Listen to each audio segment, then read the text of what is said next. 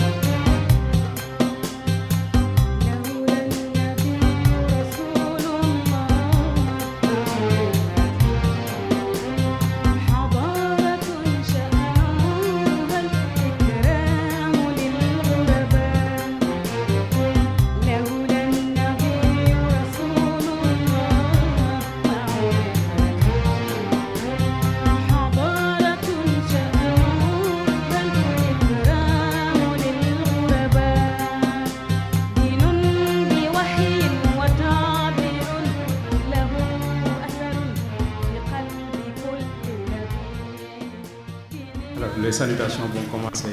d'abord à son encontre, Cheikh Seydi Mouhamadou Moustapha Sy, notre responsable moral, notre guide spirituel, mais également l'inspirateur de l'auteur Cheikh Ahmed Tidiane Mbodj. Nous sommes là pour présenter son livre, donc une cérémonie de présentation et de dédicace de son livre intitulé La philosophie d'un soufien universaliste, Serigne Cheikh Tidiane Sy, ou bien Seydi Cheikh pour ne pas changer la formulation de l'auteur, Seydi Cheikh, la philosophie d'un soufi universaliste. Alors nous sommes là aussi dans un temple d'excellence, l'école d'excellence à Irshad de son excellence Cheikh Seydi Mouhamadou Moustapha Sy. Donc la cérémonie va se dérouler ainsi. Pour commencer, nous allons donner la parole à Oustaz Cheikh Tidiane Sarr,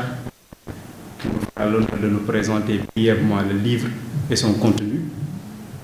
Ensuite, donner à l'auteur Cheikh Tidiane Mbodj, qui va aussi nous raconter son histoire, mais surtout ce qui l'a motivé à produire ce bijou, nous expliquer aussi les tenants et les aboutissants. Ensuite, donner la parole à certains intervenants qui voudrions poser des questions ou faire des contributions par rapport au thème, mais par rapport surtout à Cheikh Ahmed Tidiane Sy et également par rapport à l'auteur aussi, qui nous a invités et que nous avons l'honneur de féliciter aussi pour ce brillant travail, pour ce livre qu'il a eu à produire. Et nous prions que ce livre soit le début d'autres productions intellectuelles beaucoup plus riches et beaucoup plus éminentes. Alors, sans plus tarder, vu qu'il est déjà un peu tard et que certains sont venus de très loin, même lui-même qui vient de la Mauritanie et qui est là au Sénégal pour présenter son livre dans cet édifice de Cheikh Seydi Mouhamadou Moustapha Sy. Donc nous allons directement donner la parole à Oustaz Cheikh, qui va nous faire la petite introduction du livre avant de donner la parole à l'auteur Cheikh Ahmed Tidiane Mbodj. Donc Oustaz Cheikh, vous avez la parole. Assalamu alaikum wa rahmatullah. Merci M. Diagne de l'introduction. Je vais commencer d'abord par présenter nos salutations et nos ziyaras à notre guide, Cheikh Seydi Mouhamadou Moustapha Sy, notre directeur de conscience et notre maître à penser. Et c'est sur ces instructions d'ailleurs que nous tenons cette cérémonie de dédicace. Il nous a demandé d'assister, de le représenter et d'accompagner notre frère Cheikh Tidiane Mbodj. Un livre, c'est le couronnement d'un effort. C'est le couronnement de très grands efforts d'ailleurs, d'efforts intellectuels et physiques, de sacrifices et de privations. Donc, Monsieur Mbodj, vous avez les félicitations et les prières de notre guide qui magnifie à sa juste valeur ce travail intellectuel que vous venez de finir et qui retrace le parcours ou bien une partie du parcours de notre bien-aimé guide et grand-père, Seydi Cheikh Ahmed Tidiane Sy Al Maktoum, votre homonyme. Merci, Monsieur Cheikh Tidiane Mbodj, de nous avoir donné cette occasion aussi de revisiter la pensée d'un guide exceptionnel, d'un philosophe, comme vous l'avez dit, d'un soufi, mais aussi d'un universaliste. Évidemment, nous remercions toute l'assistance. Nous remercions particulièrement les responsables de Dakar. Nous remercions aussi les jeunes qui sont venus assister à cette belle cérémonie, parce que c'est une cérémonie où l'échange et aussi la confrontation intellectuelle devraient bien donc articuler et animer les différentes séquences de ces cérémonies qui nous réunissent. Mais je dois encourager Cheikh pour l'initiative qu'il a prise d'écrire le livre. Un livre, c'est toujours une histoire. On va lui donner la parole de nous raconter son histoire avec ce livre qu'il vient de terminer. Mais ce qui m'a plus frappé, c'est qu'après avoir terminé la rédaction de ce livre, après la parution de cet ouvrage, il l'a même dit lui-même,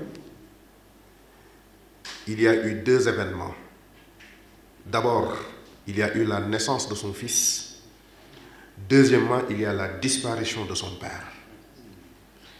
C'est comme qui dit que Serigne Cheikh Ahmed Tidiane Sy a voulu lui donner une leçon de philosophie. Parce que la naissance et la mort, le berceau et la tombe sont des réalités essentielles que les contingences de la vie ne sauraient bousculer. Donc c'est de très grandes questions philosophiques. La vie, qu'est-ce que la vie? La mort, qu'est-ce que la mort? Donc aussi bien les philosophes que les soufis s'intéressent à ces grandes questions. Je n'ai pas eu le temps de lire le livre intégralement parce que j'ai reçu mon exemplaire il y a seulement 2 jours. Mais rien qu'en s'arrêtant sur le titre, Seydi Cheikh, la philosophie d'un soufi universaliste, on peut bien comprendre qu'au moins dans ce livre, 3 dimensions de Serigne Cheikh Ahmed Tidiane Sy ont été retracées. Serigne Cheikh en tant que philosophe, Serigne Cheikh en tant que soufi, mais Serigne Cheikh l'universaliste. Et ça, c'est la vie de Al Maktoum. Alors, il y a un écrivain sénégalais du nom de Mourchid Riyan Sy qui disait que, en parlant de Serigne Cheikh, Iza takallamta, je salue mon ami Mansour,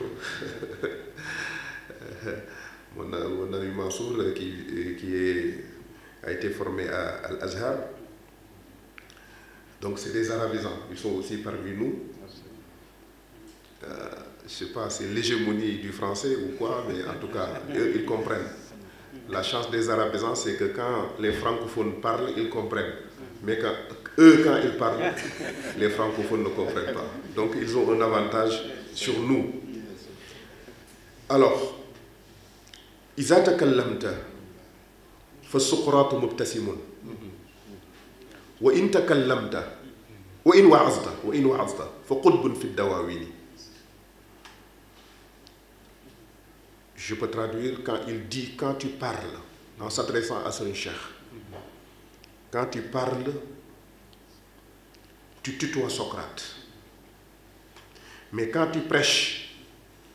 tu atteins le cœur des fidèles. Un philosophe doublé d'un homme de Dieu qui fait mieux pour terrifier Lucifer et ses suppôts. Donc la pensée de Serigne Cheikh, c'est aux confluences de la philosophie et de la mystique. La philosophie, c'est l'amour du savoir. La mystique, c'est l'amour de Dieu. La philosophie a pour domaine de prédilection la raison. La mystique a pour domaine de prédilection la foi. Aimer Dieu, pour un soufi, c'est travailler à dépouiller, à se dépouiller pour Dieu de tout ce qui n'est pas Dieu. Pour un mystique, aimer Dieu, c'est travailler à se dépouiller pour Dieu de tout ce qui n'est pas Dieu, c'est-à-dire un détachement complètement de tout. Alors que la philosophie, c'est le désir de connaître et l'amour de connaître ou l'amour du savoir. Donc, le soufi, il est en quête de Dieu. Le philosophe, il est en quête de la vérité. Donc, ces deux choses ont marqué et rythmé la vie de Al Maktoum. C'est pourquoi il a abordé toutes les grandes questions de la philosophie. Et Cheikh l'a retracé dans le livre. Toutes les questions qui interpellent le genre humain. La vie, la mort,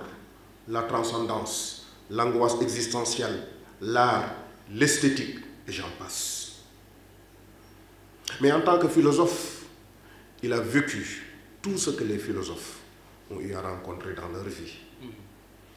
Comme Socrate, Serigne Cheikh a eu aussi sa maïeutique. Vous tous, vous connaissez ce qu'on appelle la maïeutique socratique. Socrate avait une démarche particulière pour exercer sa maïeutique. Cet art qui consiste à amener ses interlocuteurs vers la vérité. Et il a assumé avec brio le rôle de sage-femme qui accoucherait non pas les corps, mais les âmes et les esprits. Mais la maïeutique maktoumienne va au-delà de la maïeutique socratique. En ce sens que la parole d'Al Maktoum délivre et libère. Il a une parole qui délivre les esprits de l'angoisse existentielle et qui libère les âmes des pesanteurs de la matière. Et comme Socrate aussi, Al Maktoum a eu sa dose de subi. À la seule différence que Socrate a bu la subi pour mourir, alors qu'Al Maktoum l'a bu pour nourrir les racines de la vie. Cela parce que, tout simplement, il était un philosophe. Il était à la fois philosophe et mystique. Mais aussi, après tout cela, Al Maktoum est un universaliste. Sa pensée dépasse sa personne, dépasse son environnement culturel, dépasse son appartenance religieuse et confrérique. C'est une pensée universelle, une pensée destinée à l'humanité. Il n'a jamais été sectariste. D'ailleurs, c'est lui qui disait être trop juif, trop chrétien et même trop musulman, cela risque de nous basculer dans le vide du sectarisme. Soyons partisans de Dieu si nous voulons vivre en paix. C'est ça Al Maktoum. Et c'est ça sa philosophie. Et c'est ça la profondeur de sa pensée. Une pensée féconde. Une pensée qui continuera à marquer des générations et des générations. Donc je voudrais remercier Serigne Cheikh pour cet exercice intellectuel et pour les efforts qu'il a fournis pour nous produire ce bel ouvrage. xam naa man sama wax mën na cee bañ a bari ndax comme ni ma ko waxee jotuma lire téere bi ndax temps bi ñu ma ko joxee dafa xaw a xat waaye bu ma yemee ci titre bi rek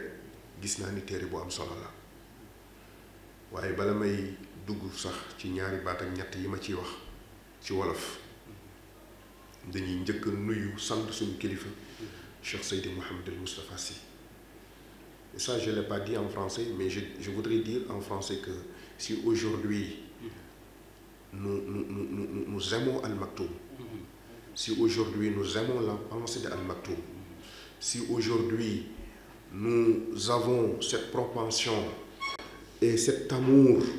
de découvrir la pensée d'Al Maktoum, c'est grâce à un homme. Cet homme-là, Cheikh Seydi Mouhamadul Moustapha Sy. Donc ma ne kon ñu njëkk ko sant moom sëriñ bi nuyu ko ziyaar ko nga xam ne nii moo nañu woon nañu jàppale suñu mbokk mi Cheikh Tidiane Mbodj mi bind livre bi ndax yàlla dafa dogal moom Mauritanie la dëkk mu tudde ko sëriñ Cheikh mu bind téere ci turandoom waaye yàlla dogal bi mu bindee téere bi ba pare ma ne ñaari événement dal ko benn mu am doom muy mbégte waaye waajuram wu góor wu wan ko gannaaw génn àdduna muy tiis te moom téere bi mi ngi ciy jàngale philosophie Al Maktoum mi ngi ciy wane ne sëñ Cheikh philosophe la suufi la universaliste la ma ne dafa mel ne dafa jeexal téere bi rek sëriñ Cheikh jox ko leçon ci philosophie ndax philosophie bokk na ci question essentielle yi nga xam ne nii ñu ngi koy étudier mooy lu mel ni dund lu mel ne dee lu mel ne existence doomu aadama ak question yi nga xam ne ni mooy traversé doomu aadama ci diggante nit ki fi mu nekkee ci berceau bi ak bi muy duggee ci bàmmeel bi li mu fi am ci jaaxle-jaaxle nan lay def ba faj ko suñ Cheikh mel ne da ko jox benn leçon ci ñaari événement yooyu ne ko lii muy philosophie jaaxle-jaaxle gi nekk ci diggante bi fi nit ki juddoo ak bi mu fiy faatoo fan lay jaar pour résoudre ko jaaxle-jaaxle yooyu moo tax philosophie yi jóg moo tax mystique yi jóg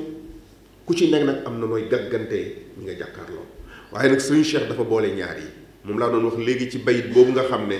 moom la sëriñ Ayaan si wax iza takallamta fa suqraatu mubtasimun wa in waasta fa qutbun fi dawaawini anta alladi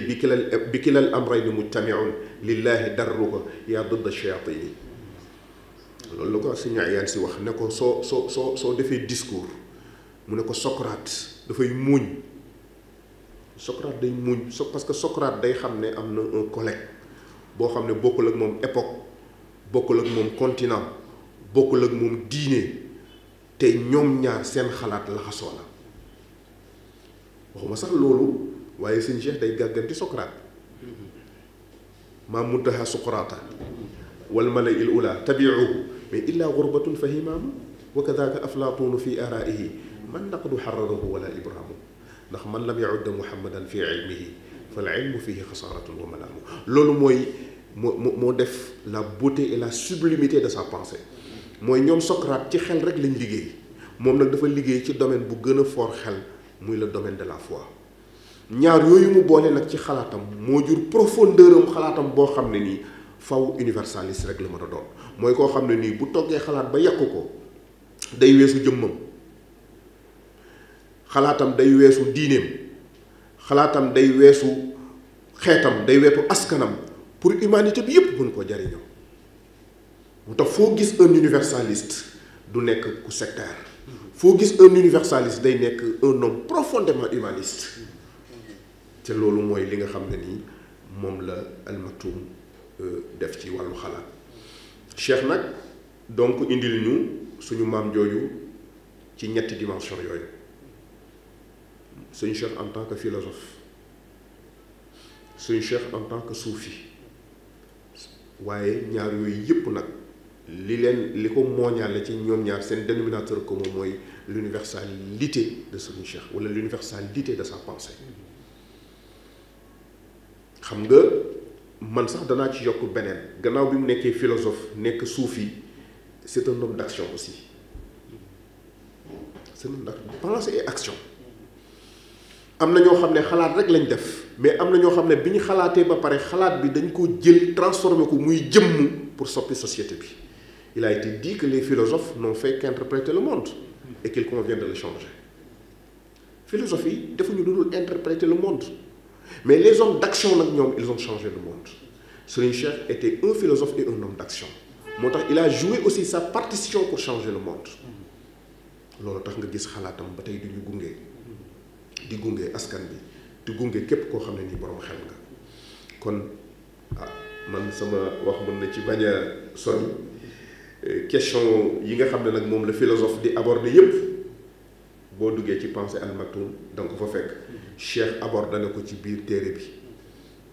moom la ñuy gën a bàyyil kàddu gi mu gën a expliquer téere bi waaye maa ngi ñaan ñëpp nag bien que assistance bi xeeb naa ko trop maa ngi koy wax ñoom Ablaye léegi xam naa nag xew-xew yi daje la mais maa ngi ñaan ñu jàppale ko jënd livre bi ñu ko jënd parce que it suñu amee suñu ay borom xam-xam ay ndaw surtout ñuy bind téere nañ leen di dimbale di leen encourager ñu jënd téere bi noonu lay waxee ci suñu mbokk mi Oustaz Mor Niang bind na benn livre en arabe maa ngi ñaan ñëpp ñu jënd livre boobu xam naa sax daañu ko jox ñaari kàddu bu ñu demee ba ci débat yi moom it mu wax ci ñaari kàddu ci thème bi mais aussi xamal laa leen tuuti ci livre boobu ndax ñun ñëpp ñoo bokk daara ji te buñ sañoon njabootu Serigne Moustapha liggéey ci xam-xam loolu mu liggéey ci xam-xam ñëpp danañ ci jot ñu jàppale leen ñu jënd ko bind dafa metti bind benn texte bu ndaw rek sax dafa metti waxuma la ak bind livre gis nga lu mat yàlla rek ko am mën moo tax toujours may encourager ñëpp bu kenn xalaat ne li ma bind nangam nit lu mu bind loo xalaat rek bindal parce que boo defaree bu baaxee alhamdulilah bu amee lu ca manqué aussi buñ la critiquer ëllëg booy defaraat mu baax dafa am loo xam ne nii nag ñun ñoo ci war a jiitu moo tax Cheikh dañ la ci encourager bu baax di la ci ñaanal yàlla di ñaanal yàlla ñi nga xam ne nii tamit suñ mbokk Babacar Gaye bind na livre temps yële ci Serigne Moustapha ña nga woon ci cérémonie dédicace bi suñ mbokk Mor Niang bi malheureusement jour boobu ñu teewu ma woon ca dédicace ba mais tey moo tax ma woowaat ko ne na ñëw ñu dabaatal loolu ainsi de suite maa ngi xaar livre docteur Mansour ak ñoom Babacar Niang ñëpp maa ngi xaar seeni livre parce que c'est ça loolu daara ji loolu la laaj maa ngi guddal te dama doon introduire rek pour jox ko moom mu waxtaan ak yéen ci livre bi suñu paree ñun ñëpp nag ñu jënd ko section yi ku ko mën a jënd nga jënd ku mënul jënd it nga jënd ku mën a jënd jëndal ku mënul jënd it jëndal parce que loolu la ñuy encourager borom xam-xam te daayira bi nag xam-xam daf ci am rôle nag daayira bi sëñ Moussa xam-xam dafa bëgg xam-xam dafa jox cër xam-xam dafa jox gëdd xam-xam kon nag lépp lu ñu liggéey ci wàllu xam-xam tabaarakallaahu ñu bàyyi ko xel di sant waa Mourchid di sant Maktoum Prod vraiment ci seen teewaay woo nañ leen ñëw nañu ngir yàlla kilifa gi tabaarakallaahu kon assistance bi ñu ñëw ñëpp tamit ñu ngi leen di sant bu baax a baax di ñaan yàlla mottali ñu bàyyi Cheikh bu paree ñu delloo kàddu gi le présentateur muy Pape mu organiser les débats incha allah suñu paree rek ñu yeewee ko incha allah. kon nag xam naa ki ñu njëkk a sant ginnaaw yàlla yonent bi mooy Seydou Mouhamadou Moustapha Sy comme ni ñu ko doon indee sax ci français si nous avons le loisir de philosopher sur la philosophie de Mame Maktoum c'est grâce à lui. Et la reconnaissance elle est primordiale pour le musulman de manière générale parce que celui qui n'est pas reconnaissant à l'égard de son semblable il ne peut pas l'être à l'égard de Dieu. C'est une sagesse du prophète. Kon nag ñu sant bu baax Seydou Mouhamadou Moustapha Sy moom la ñuy jiital ñu ma ko Oustaz Cheikh waxee mooy ko bàyyi ñu def ko ci ginnaaw bu ñu def beneen affiche bu dul moom ndax ginnaaw moom du ñu xam dara ci Mame Cheikh wax dëgg yàlla donc fallait que ma wax loolu ci préambule bi loolu laa wax bu muy def beneen loolu lay wax bu ñu ñëwee Mame Cheikh ñëpp ma ne ko nun ki tax ñu xam ko ko bu ñuy yëkk sant kon nag ñu remercier leen ci seen présence waaw parce que itam dañuy wax ni nit ku ci ne loo am lu mu tuuti tuuti ku la yëg rek mënoo ko fay kon nag kontaan naa loolu ci présence bi ak nu mu mën a toll xanaa ma def un coucou spécial soxna ki nekk sama grande sœur bi toog ci ginnaaw te di caméra kontaan naa loolu ci taxawaay bi am na yàlla fay yëpp xam naa mu dellu ci livre bi lan moo waral livre bi pour corps le thème yomb na yombul ndax li ñuy wax ni borom livre bi di wax ku nekk ak sa turandoo am na secret yoo xam ne xam naa turandoo yi ñoom xam nañ ci seen turandoo xam naa daf leen di dégg du dégg waaye xam nga boo juddoo ñu tuddee la nit que représenté li mu représenté ci yow maanaam nekk ku la yéem maanaam dafa nekk mystère man Serigne Cheikh dafa nekk mystère ci man depuis bi ma nekkee xale maa ngi koy wax sax mooy sama yaay bu ma mësaan a bëgg maanaam bu ma mësaan def bêtise mu bëgg ma yëngal du ma xas du ma tur daf naan ma tur bi mérité woo ko rek ma xam li mu wax parce que dafa daan lépp ku ñu tuddee Serigne Cheikh am na loo xam ne waroo ko def bu ma waxee loolu rek dinaa xam li mu wax moom it ñu sant ko bu baax ndax itam dañuy wax ni feccum liir bu neexee ndey jaar tey ca mbëgg ya et depuis toujours elle l'a fait merveilleusement moo ñu yar ci boobu amour moo ñu yar ci amour daayira beeg lépp waaw bëggoon na ñëw nag waaye tànk yee ko xaw bu bàyyi dafa xaw jëm mag comme ni ko sëñ Cheikh waxee rek xanaa ma ñëw ci français bi comme livre bi c'est en français sama mbokk arabisant yi laa dul xam ne nu may def ak ñoom man nag sama différence ak yeneen francophonie mooy bu ngeen làkkee dinaa ko dégg xëy na dama ko dul mën a làkk ndax ci dëkku arab laa nekk donc rek aw ma souci wu dégg seen làkk kon ñu indi ci français rek après buñ ci waree am ñu ci expliqué ci wolof incha allah ñu indi ko parce que la langue importe peu c'est la communication qui compte. Exactement. Et quand on parle d'universalité da ngay xool li nga xam ni ñi ci ëpp moom la ñuy wax wala moom la ñu gën a dégg donc bu delloo ci thème bi Seydi Cheikh pourquoi Seydi Cheikh Seydi mooy sang waaw te am na fu nit di toll nekk sama jamono nekk na ko ci xalaat nekk na ko ci doxalinam ak lépp moo tax ma ni Seydi Cheikh la philosophie parce que philosophe la dans soufi parce que soufi la universaliste parce que universalité moom nee na nitu yàlla yi ko ci sëriñ nga mu xeex ak yow parce que boo nee ko sëriñ da nga ko tënk moo tax la baatu marabu sax ci français doo ko sawar a wax sa sëriñ ndax da nga xam origine bi fu ñu ko jëlee ndax xam nga marabu picc la picc nag buy goog yi noonu ni muy solee buubu bi tubaab yi noonu lañ ko caricaturé sëriñ si moo tax rek da ngay préféré leen que di leen wax marabu ça se passe maa ngi ziar donc looloo waral dañu tuddee moom dama ñëw parce que man la penseur dans soufi universaliste la xalaatoon mu ñëw teg point ñu teg la classe exceptionnelle dans soufi mu indi ci ñaari baatu soufi ak baatu philosophie mu fi mu définir ko mu ni un soufi c'est un philosophe avec quelque chose de plus mu ni un philosophe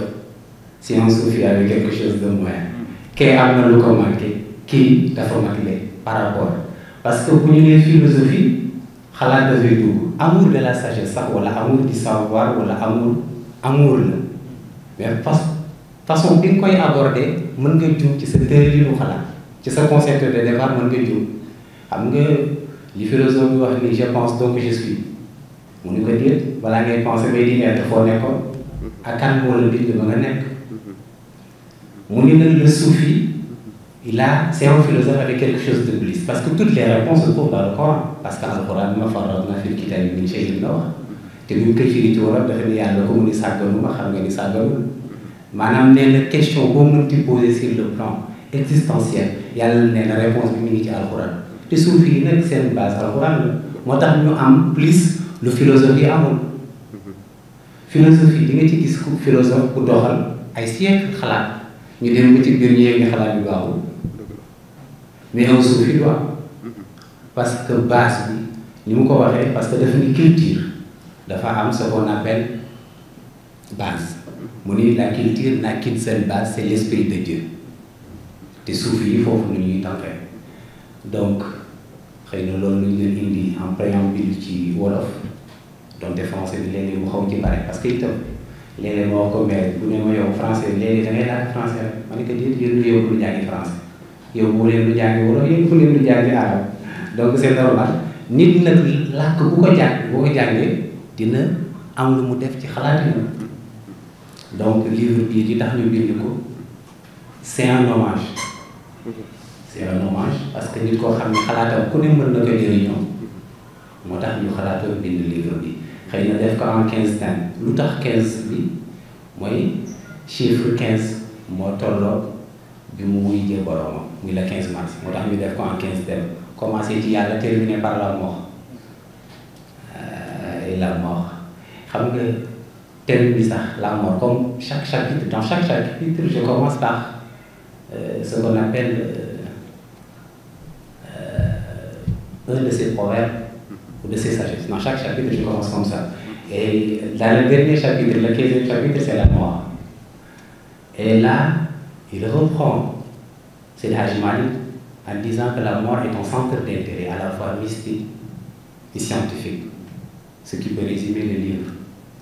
Parce qu'il disait qu'un mystique, à un moment donné, il a besoin de la science pour expliquer certains aspects de sa mysticité. Mais un scientifique, à un moment donné, il se pose des questions, il n'y a que la réponse dans la mysticité. Raison pour laquelle il dit que quand un scientifique termine, quand il va atteindre l'apogée, il devient mystique. Et quand un mystique termine son apogée et qu'il a besoin de transmettre ce qu'il connaît déjà, là, il est obligé d'être un scientifique. Raison pour laquelle là, il parlait de l'interpénétration de ce qu'on appelle les réalités. Il dit que les réalités s'interpénètrent. C'est-à-dire que le social, la politique, tous s'interpénètrent. Là, on peut parler aussi de l'alternance. C'est valable dans toutes les réalités qui composent notre monde. Là où parfois, il peut dire que parfois c'est le terrorisme qui est en vogue, parfois c'est la religion qui est en vogue, parfois c'est la politique qui est en vogue, etc. etc. C'est Dieu qui choisit de mettre une telle réalité en vogue. À un moment donné, il me le disait maintenant dans son bureau. Il disait que maintenant, c'est comme si la connaissance n'a plus d'importance. Mais chaque chose en son temps, à un moment donné, le daïro ne parlait que de connaissance. À un moment donné, les choses évoluent. C'est comme ça. Mais dans ce livre, j'ai essayé de retracer sa pensée de manière assez globale. Je ne peux pas résumer la vie de quelqu'un ou sa philosophie. Quelqu'un qui a vécu 92 ans, un mystique de surcroît. Est-ce que je peux même comprendre sa philosophie pour le résumer en si peu de temps? Mais je me le suis permis parce que dans l'un des philosophies très chères à Seydi Hadji Malick, c'est d'essayer. Il disait toujours d'essayer. Donc, et dans un autre où il chantait son nom, il disait, même si je sais que je suis aussi petit que ce fourmi et que votre grandeur est celui de Souleymane, n'empêche que je vais en parler. Donc c'est dans ce cadre que j'ai écrit ce livre pour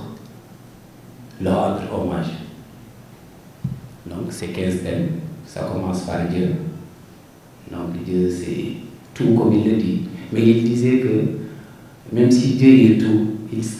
il faut savoir sur quel plan l'aborder. Parce que Dieu, en tant qu'Allah, il n'a besoin de personne.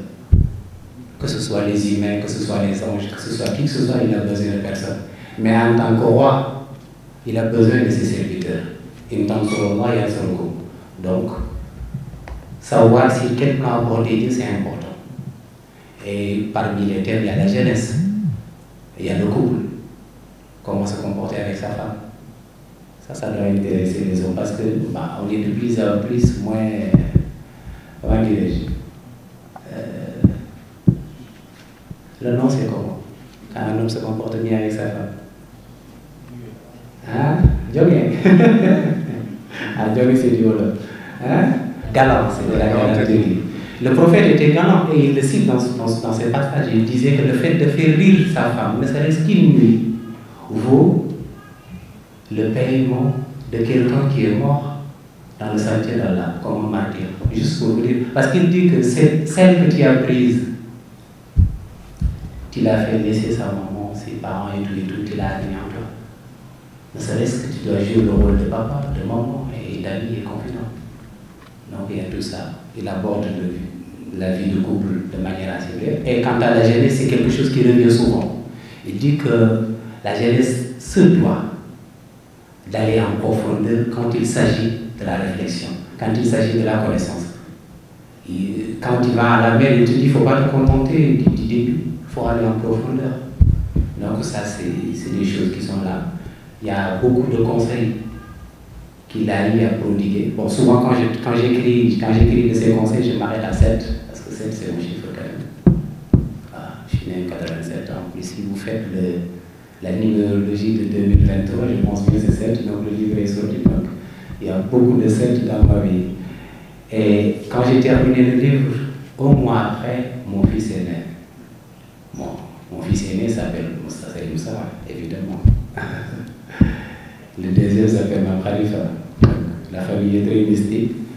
Mais j'étais très content parce que avoir un enfant, ça signifie ce que ça signifie. Et mon père était venu au baptême, malgré sa maladie. Mais c'était pour me dire au revoir. Un mois après la naissance de mon fils, il est parti. Et là j'ai philosophé. Parce que là, Dieu te dit que dans ton livre, là, tu as parlé de la mort. Là.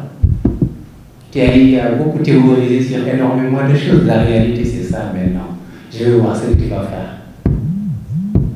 Parce que quand j'aborde la mort, il y a l'aspect où je parle de deuil. C'est-à-dire que je me dis que la personne, il peut avoir du mal à faire le deuil. C'est-à-dire que quand l'être cher part, la personne peut faire des années parfois à l'accepter. Notre principal problème de la mort, c'est l'acceptation. C'est-à-dire que c'est un papa, c'est une maman, c'est une soeur. Accepter qu'il parte comme ça. Là, tu vas même plus être logique parce que je me souviens, le jour où on m'a annoncé le décès de Seyd Cheikh, pour ceux qui me suivent sur Facebook, savent que j'avais écrit sur l'islam éternel, crise de logique. C'était le 15 mars 2017. Et ce jour-là, moi, j'étais atteint de crise de logique parce que je me suis dit à Dieu, mais pourquoi tu l'amènes? Ça, c'est pas des questions philosophiques, ça, c'est des questions mystiques. C'est entre moi et Dieu, donc on peut gérer ça. Mais juste pour vous dire que quand on m'a annoncé la mort de mon père, je l'ai mal pris quand même. Et les souvenirs revenaient comme ça. Et quand j'ai lu mon bouquin, je me suis dit, comme disait Maktoum, philosophie, être un philosophe et être un narrateur, il y a une différence. Il dit qu'un narrateur, c'est quelqu'un qui raconte une histoire. Il dit un philosophe, c'est quelqu'un, tout ce qu'il pense être sa base logique, il y croit et l'applique. Moi, je ne peux pas écrire que pour l'accepter, il faut être en phase avec Dieu et puis me permettre de dire certaines choses. Il y a certaines choses, quand même, c'est de leur domaine. Les mystiques, eux, ils peuvent se permettre de l'union pour c'est un domaine de l'union. Mais Dieu, dans toutes choses, il te donne des leçons. À la vie de tous les jours, on apprend même de nos enfants et tout. Donc, pour résumer, pour ne pas monopoliser la parole, il se fait tard. Donc, en résumé, c'est à peu près l'histoire. Si vous le lisez, j'espère bien, vous serez plus édifiés. Je vous remercie sincèrement de la présence. Pour reprendre l'expression de tonton, il m'a dit qu'il devait venir, il est parti à Tivaouane pour une urgence. Tonton Serigne Ndiaye. Comme il le dit, merci beaucoup de la qualité de votre présence. Je suis vraiment honoré. Merci beaucoup. Merci.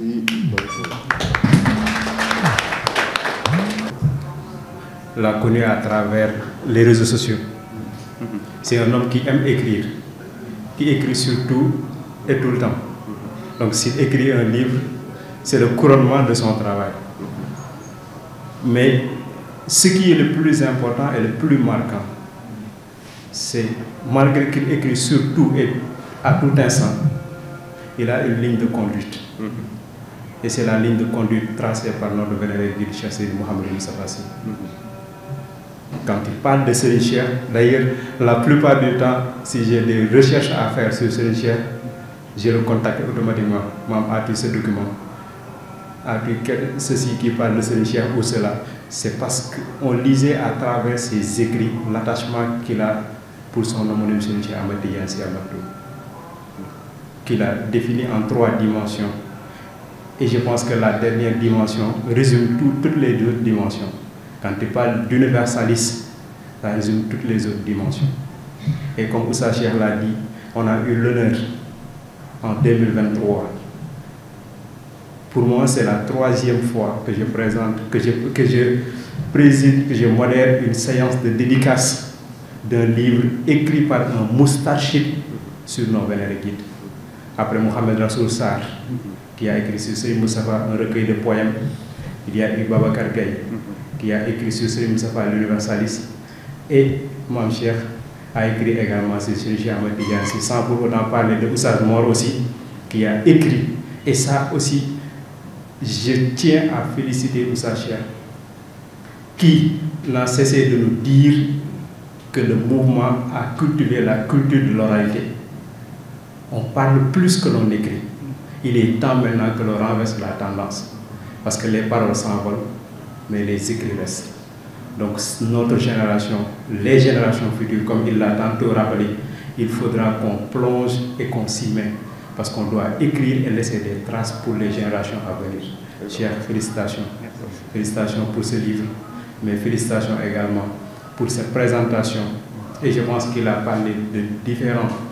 thèmes qu'il a eu à aborder, partant du berceau au flanc incontournable de la tombe. Donc un livre que je pense que nous aurons tous l'honneur et le plaisir de parcourir, de lire et aussi de philosopher. Parce que ce n'est pas seulement lire, mais aussi méditer pour plonger dans la philosophie de Cheikh Ahmed Tidiane Sy Al Maktoum. Donc sans plus tarder, nous allons donner la parole à l'assistance. Normalement, la maison d'édition devrait être là, aussi pour un peu nous parler de l'auteur et des travaux qu'ils ont eu à faire avec lui. Mais aussi, il y a Oustaz Mor, à qui nous donnerons la parole pour aussi revenir un tout petit peu sur son livre qu'il a présenté récemment, il y a quelques mois derrière nous. Donc il va revenir sur ça, mais aussi le reste de l'assistance, s'ils veulent aussi soit poser des questions ou faire des contributions sur le thème, sur Serigne Cheikh Ahmed Tidiane Sy, mais aussi sur Serigne Cheikh Ahmed Tidiane Mbodj, la parole est à vous. Donc je pense que nous pouvons démarrer par ceux qui voudront parler du livre et ensuite terminer par Oustaz Mor, avant maintenant de donner peut-être à Oustaz Ablaye pour les conclusions et les derniers mots. Donc s'il y a quelqu'un, Tidiane Wade, pour revenir sur le livre. Mais j'ai vu que là, ça est un peu timide. Parce que Serigne Cheikh non seulement a fait un beau travail, a fait une belle présentation, mais les ovations n'ont pas suivi. Donc j'aimerais également que l'on applaudisse Cheikh pour nous montrer combien on est fiers de lui. Voilà, merci beaucoup. Assalamu alaikum wa rahmatullah. Je suis entendu. Assalamu alaikum wa rahmatullah.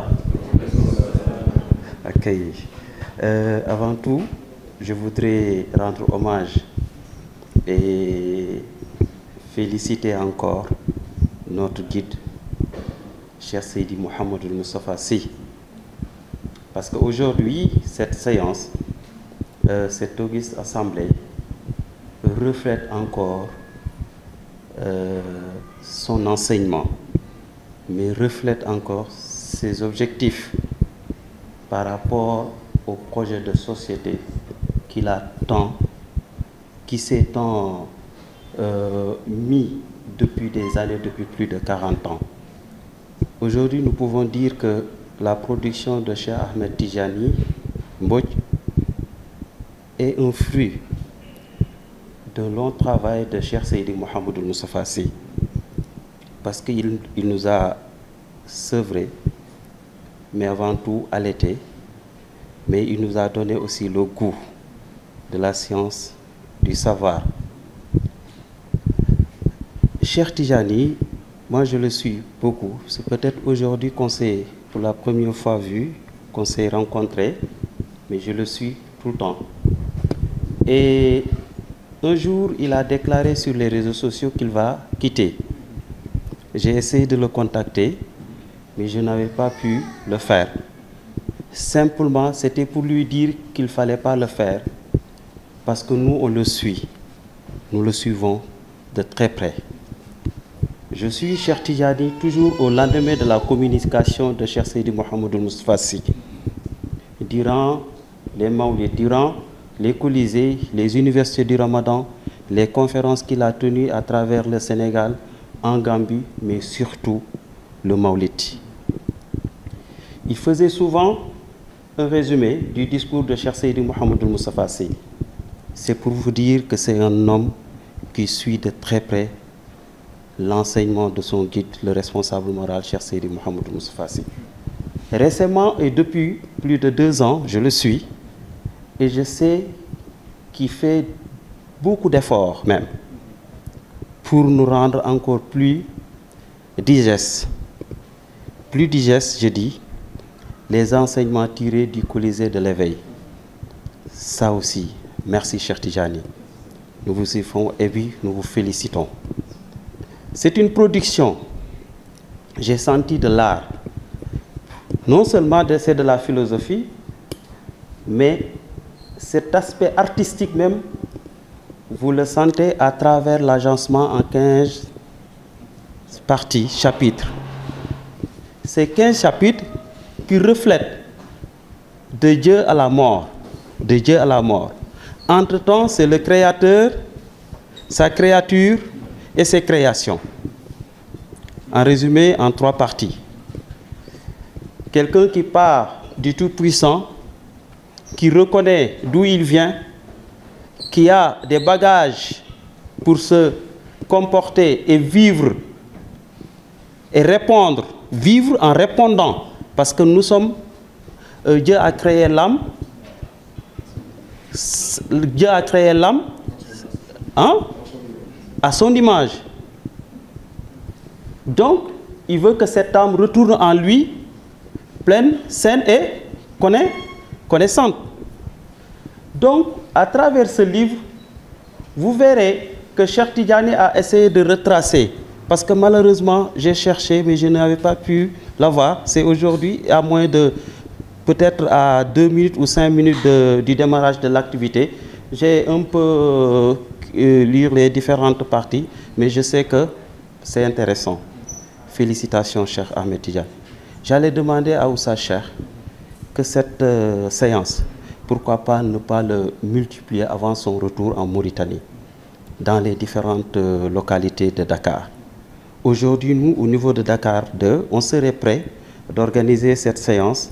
en préparant ça et puis organiser et puis vraiment faire de sorte que les gens viendront avec de l'argent pour acheter en masse ce livre, parce qu'ils le méritent. Félicitations, Cheikh Tidjani. ci tënk ma di wax rek ne livre bi am na solo ndax sunu kilifa Cheikh Seydi Mouhamadou Moustapha Sy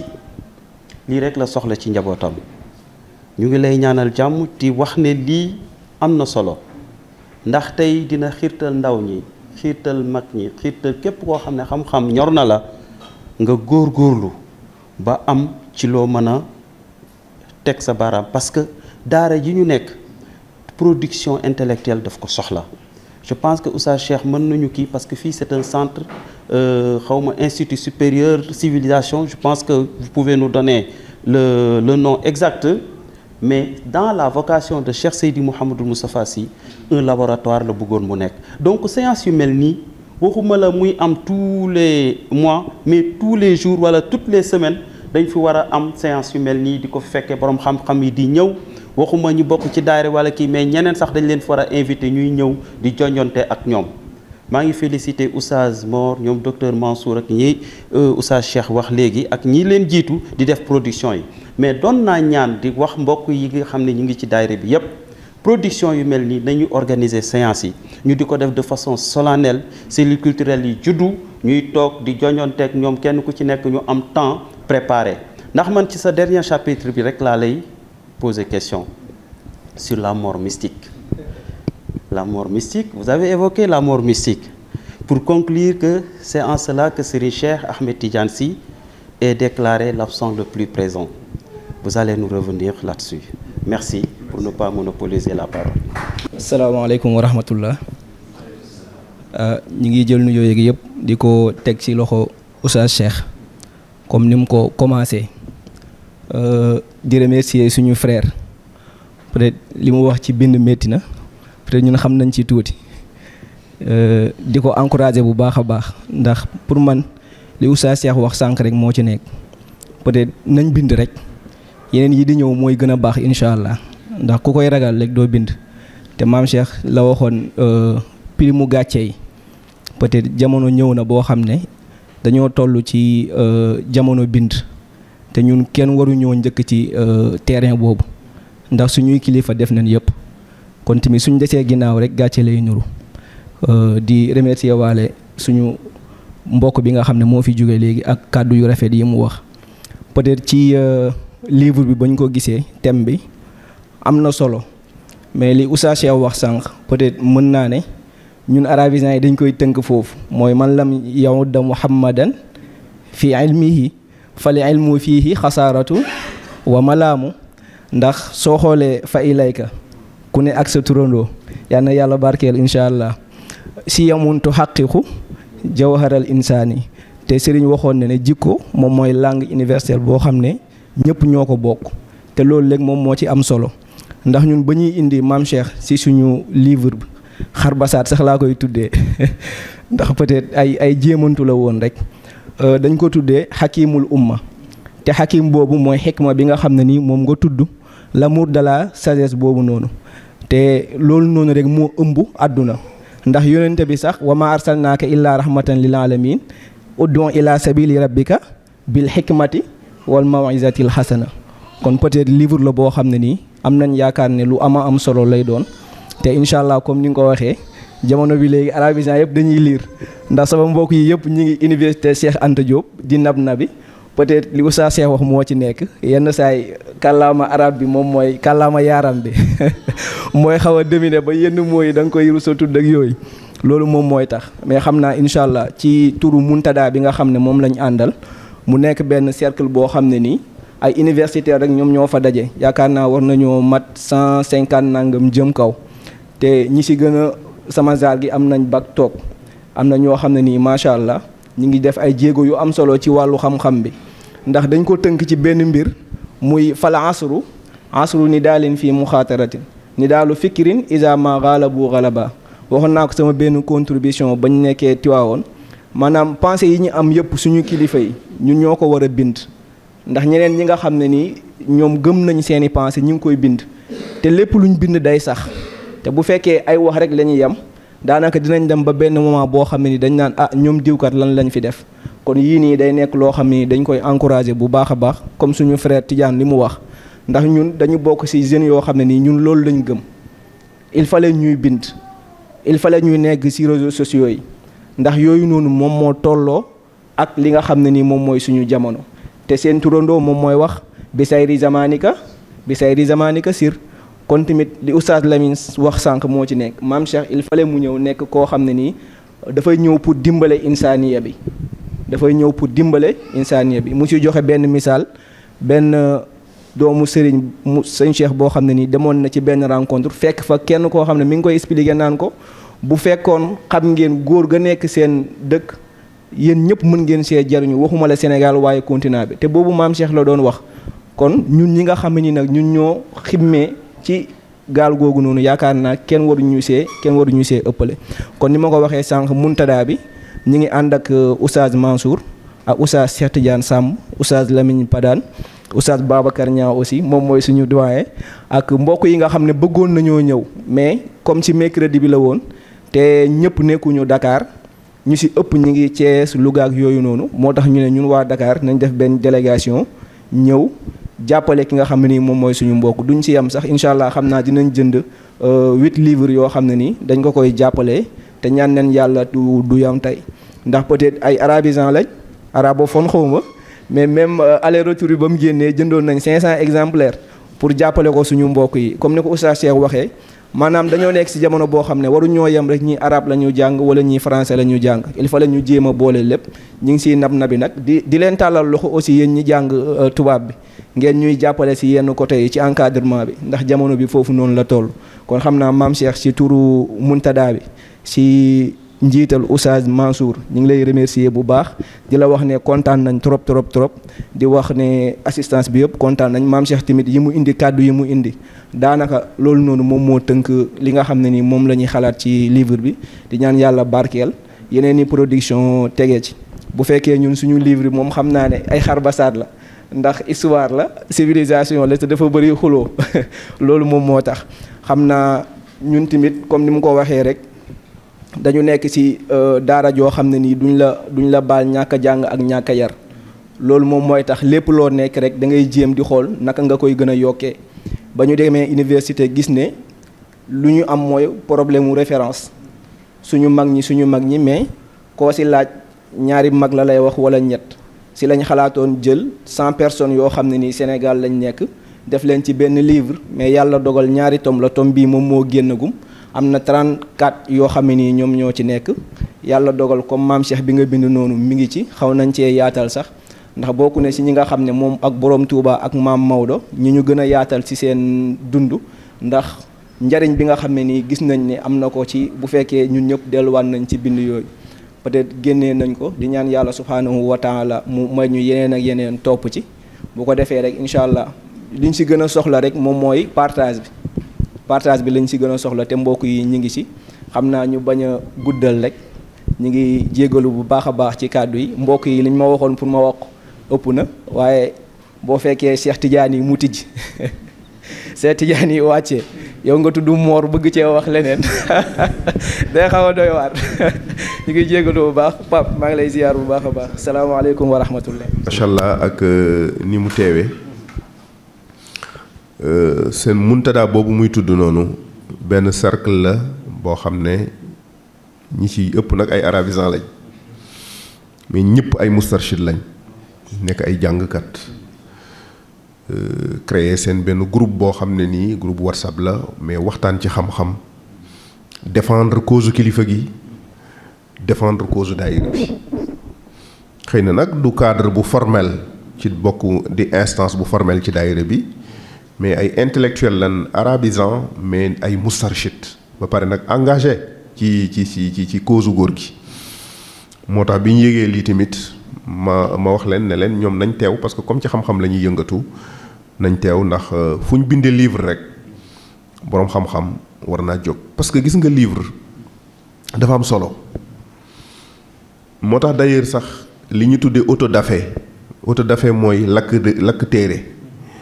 moo tax dañ ne fu ñu lakkee téere jàppal ne daañ fa lakk nit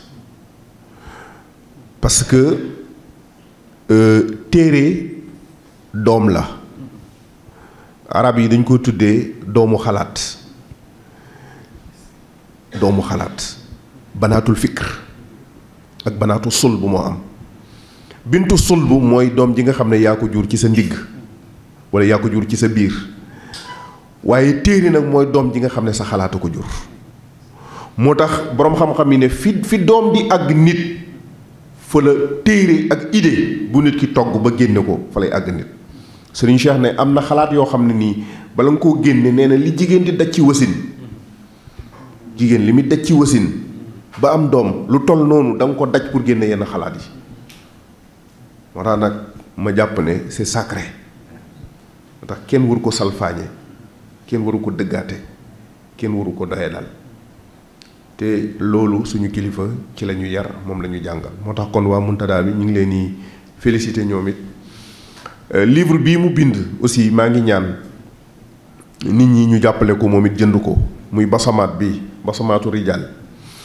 te dafa wane ne maanaam ay góor yoo xam ne dañoo marqué l'histoire du Sénégal par leur action te ñi marqué histoire du Sénégal par leur action kenn ci ñoom bokk na ci Serigne Cheikh mi nga xam ne nii moom lañ tuddee livre bi ñuy waxtaane tey mais bokk na ci Cheikh Seydou Mouhamadul Moustapha Sy bokk na ci ñeneen ak ñeneen ñoo xam ne dañoo marqué histoire réew mi te ñooñu dañ leen war a xam gis nga li muy wax nii dama am benn jour sama benn xarit boo xam ne je pense c'est un censeur bu nekk ci benn lycée dafa ñëw ne ma dafa gis ay élèves ci lycéem ñu yore livre Albert Camus xawma l'étranger la wala la peste wala moo bind la peste aussi ak l'étranger mu ne ma laaj xale yi ne leen waaye yéen kii ngeen yore nii ak cigarette am bii moom kana ñu ne ko kii de moom la ñu tuddee Albert Camus mu ne leen waaw ndax xam ngeen ku ñuy wax Xaadima Jaxate Kala ñu ne ko kuy kooku mu ne leen musiba am na xam Albert Camus réere Xaadima Jaxate Kala tey doomu Sénégal cela veut dire quoi? Cela veut dire que ñun dañu am problème mu système éducatif. Man je l'ai toujours dit. J'ai toujours dit que ne am nañ école mais l'école que nous avons là c'est pas une école sénégalaise. On a tout sauf une école sénégalaise. léeg-léeg bu ma ko daan wax nag am na ñu may wokk ci suuf ak dima kaata naan wax jooju warul jëm kaw mais man loolu laa gëm parce que école bi reflété wul suñu identité. reflété ko. xam nga la science elle est universelle la science elle est universelle mais la culture nag moom culture ku nekk sa culture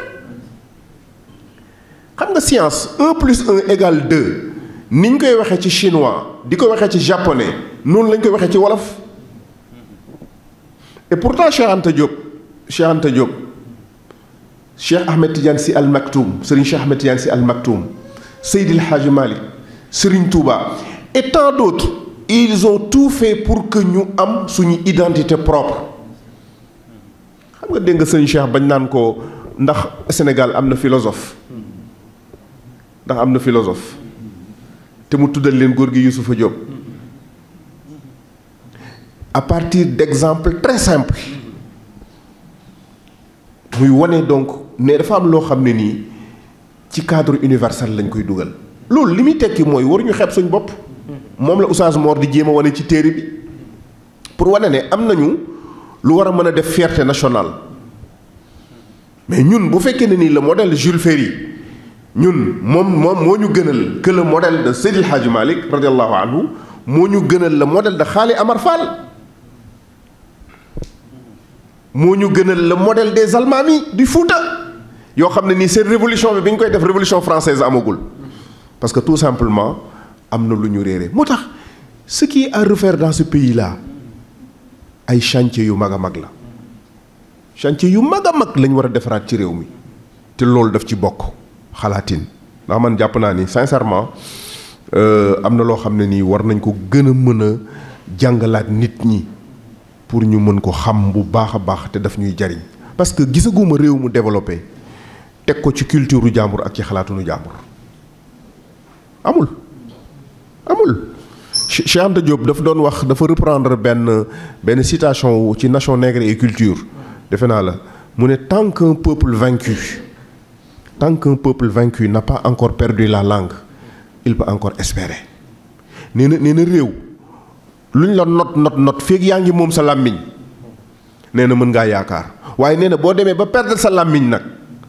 fii ngay gis Sénégal koo xam ne nii danaan loolu mënuma ko wax ci wolof tey doomu wolof nàmp wolof wala nga nàmp séeréer comme Fatou ba pare booy wax daal ne loolu de mënuma ko wax ci wolof sëñ Cheikh nee na lépp loo jàng bu njàng ma bënnee nee na war nga ko mën a wax ci wolof nee na benn yow yaa déggul wolof la nga jàng bënnul donc yooyu man jàpp naa ne ay chantier la yoo xam ne nii aussi xëy na Oustaz Mor téere bi mu bind basamaat boobu dana tax ñu gën a xam li ñu am lan la gën a découvrir ñi ñu am parce que it Serigne Cheikh Ahmed Tidiane Sy ku ko am mais vraiment Voltaire ay Diderot ay Jean-Jacques Rousseau ay ñooñu mais am nga sëñ Cheikh wecc na junni ñooñu am nga Serigne Moustapha wecc na junni ñooñu am nga Seydi El Hadji Malick donc ñun fierté nationale boobu dañ ko war a gën a cultiver ci suñ bopp ak suñ njaboot yi pour que li nga xam ne ni moom la mag ñooñu jàngale te muy lu wér di xam-xam ñu fexe ñu intégré ko mu marqué réew mi daal loolu laa doon teg ci li Oustaz Mor wax par rapport ak livre bi bon maa ngi monopoliser parole bi nag ñu bàyyi ñu bàyyi assistance bi ñu continuer nag ñeneen ñu am question wala ay intervention. asalaamaaleykum wa rahmatullah. xam naa ñu ngi nuyu ñi fi teew ñëpp di leen ziar di baalu xaq di leen baal di ñaan yàlla mu boole ñu jéggal di rendre hommage di ziare waat suñu responsable moral Cheikh Seydi Mouhamadul Moustapha Sy di ñaan yàlla mu bàyyi ko fii ba ci kanam a kanam mu yàgg di wéttal njaboot ji te di leen jàngal di leen orienté di féliciter itam maam Cheikh Ahmed Tidiane Mbodj écrivain ndax comme ni ko ñëpp xamee walla ñu bëri nu ñu ko xamee mooy ci réseaux sociaux yi man ci réseaux sociaux yi laa ko découvrir du ma romb benn publication bu mu bind rek dama koy lire jël sama temps jàng ci aussi jël ci note di gërëm assistance bi yëpp di aussi gërëm ñi fi teew surtout sunu doyen bi maam Cheikh Sarr nga xamante ni ñun yàgg nañ ko topp mu nekk aussi fierté ci daayira bi ndax man toujours damay wax ni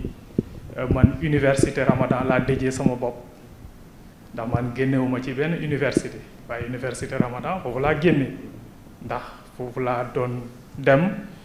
di taataan xam-xam yu fay jóge bu ma saana commencé rek ma nekk ci ak sama feuille ak sama écritoire di bind lu ma romb ma jël ba tey yàlla def ñu ngi jéem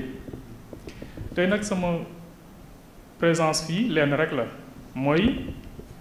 à chaque fois bu ma dégg ñuy wax Cheikh Ahmed Tidiane Sy Al Maktoum damay naan tey de njàng am na ndax am na dinaa xam ci moom lu ma xamul woon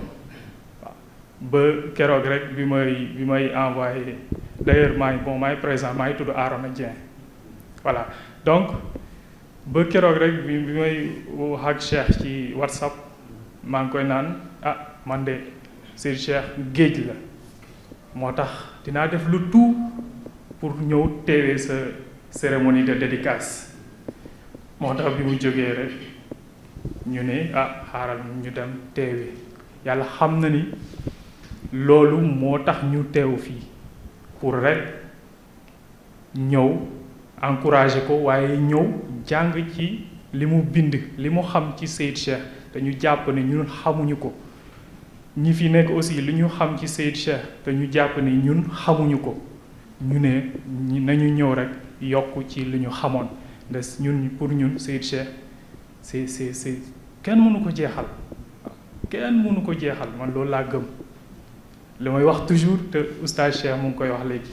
man rarement laay mën a réciter une citation d'un philosophe mënuma ko duma ko parce que sama xel baaxul du ma jàpp mais lu Serigne Cheikh wax yàlla dina def ma mokkal ko lu Serigne Cheikh def yàlla dina def ci man une source d'inspiration à partir de sa pensée mën naa ci développer tout un texte wala tout un livre loolu yàlla defal na ma loolu moo tax rek ñu ngi ñaanal Seydi Cheikh mu def yeneen publication topp si yàlla leeral dënn bi yokk xam-xam bi bu dul woon lii Seydi Cheikh ñaan sax ñuy bind fekk man bind naa ndax mais génnagul bind naa benn recueil de poèmes bu ma dëjee maam Khalifa Ababacar Sy le pont de l'espoir moom laa bind nii donc recueil de poèmes la boo xamante ne voilà donc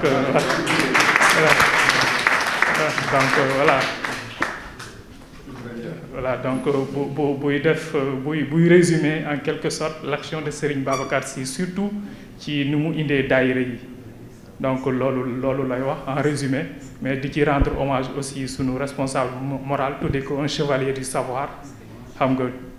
di ci def poème li ñu wax rek yéen li ngeen mën ci seen turandoo xëy na man mënuma ko man damay waaw damay gaaw bu may xalaat ci mbiram damay gaaw a jaxasoo voilà donc moo tax moom bind may naa ko poème voilà rendre naa ko def ko poème pour un savant donc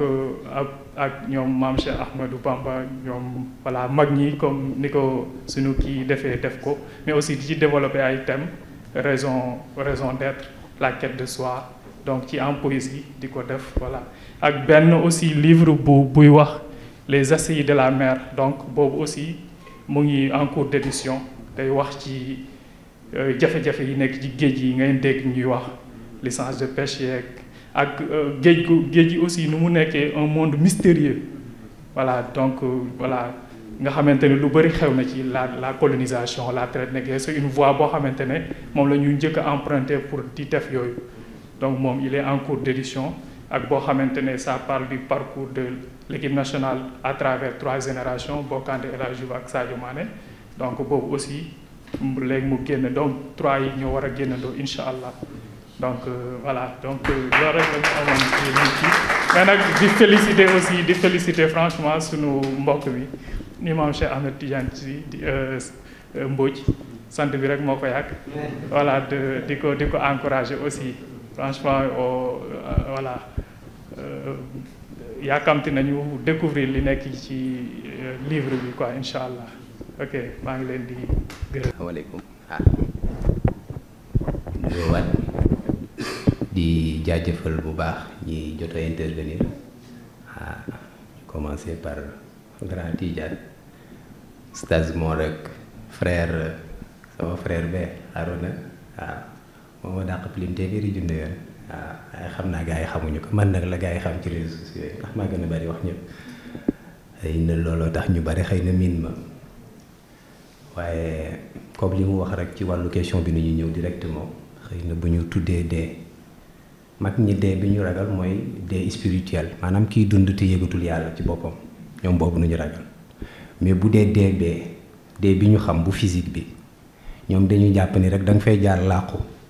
ñëwaat sous une autre forme moo tax boobu ni ñuy tuddee une mort mystique parce que ki nga xam ni dañu la ko tàggee muy sama turandoo nga war bëti ko di jooy mu ñëw di la defal boo ko defee deewul mukk donc loolu rek moom ci doon wax salaamaaleykum wa rahmatullah. Maktoum Prod. N'oubliez pas de vous abonner et activer la cloche de notification. Badrul Buturi, Khatmul Maktoumi, Hawi Shariati, Hamil Haqiqati, Alam Tarbiyati, Zul Izz al Mukarram. ما شاء الله